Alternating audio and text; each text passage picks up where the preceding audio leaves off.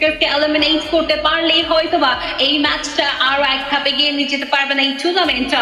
Titan sports club এবার চাইবেন যে কোনো মূল্যে জব ব্রেকার্সকে এলিমিনেট করতে, বাট জব ব্রেকার্স তিনটি প্লেয়ার নিয়ে সার্ভাইভ করে একটা ট্রাই করছেন। নিজাদের ফ্রন্টে ফুল একটি প্লেয়ার প্রবাবলি রয়েছে অ্যান্ড ও অ্যামেজিং শট।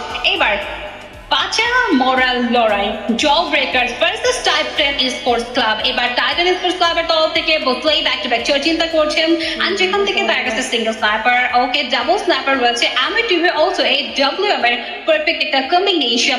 একদিকে রয়েছে স্টোনস বিয়ট মিফতা, যারা রয়েছে আমাদের জব ব্রেকার্স টিমের থেকে একটা বুয়া গ্রাফ হলে হয়ে যাবে আজকের দিনের চ্যাম্পিয়ন। টাইটান স্পোর্টস ক্লাব সেটা কোনো মতেই হতে দিতে চাচ্ছেন না। তাদের কেউ ফিরে ইউজ করবে একটা কেউ পয়েন্ট রয়েছে, যেখান থেকে তারা এই ম্যাচের উইনিং রেটটা ধরে রাখতে পারলে পরবর্তী ম্যাচে তারাও চলে যাবে চ্যাম্পিয়নের পথে।